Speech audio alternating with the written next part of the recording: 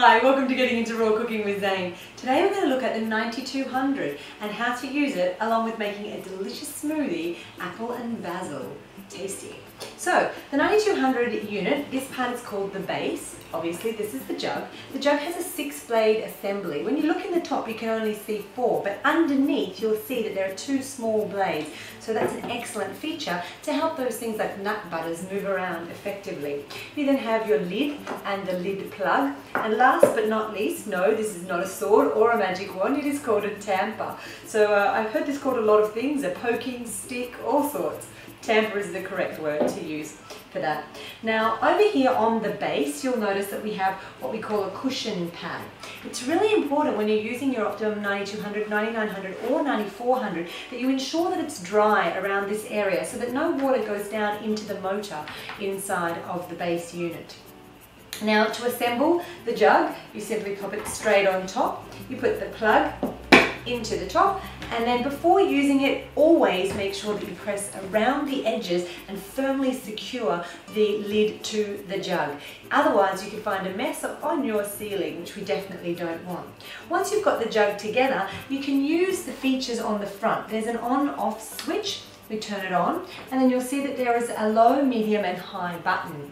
Now unlike the 9400 or 9900, there is no dial on this machine. It's an electronic unit on the front, which means that the low setting is 1 to 3 or equivalent to 1 to 3 on a dial.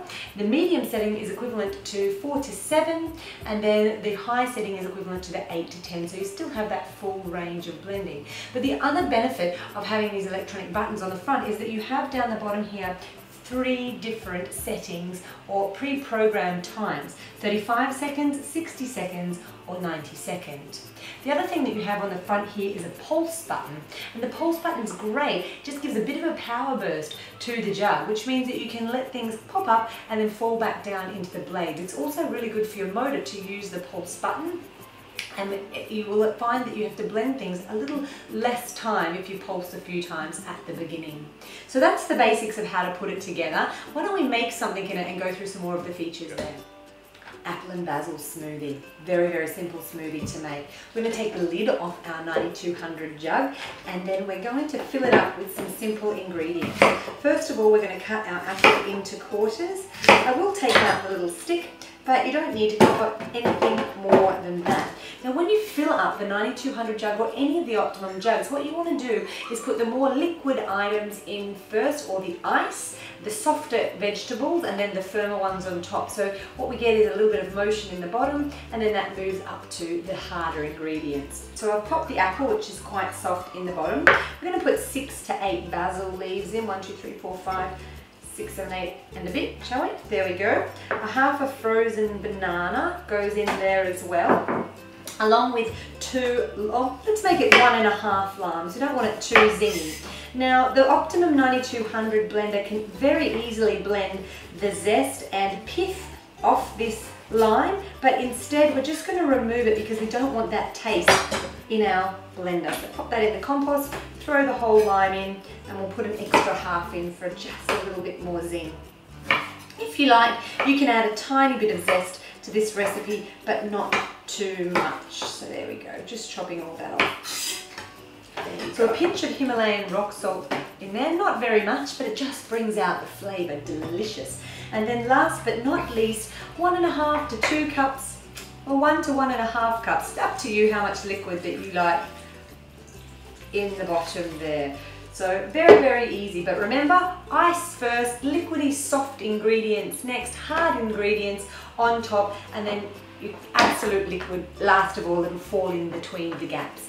Now make sure, as I said, ensure that the lid is sealed correctly on top. If you wish to use the tamper, you can remove the lid plug, it's secure in there, and place the tamper in the top before you begin. So that'll stop anything splashing up and out.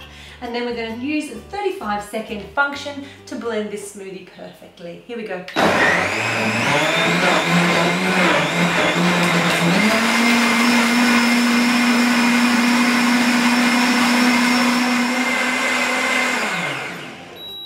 There you go, at the end it stops all by itself and it beeps to let you know.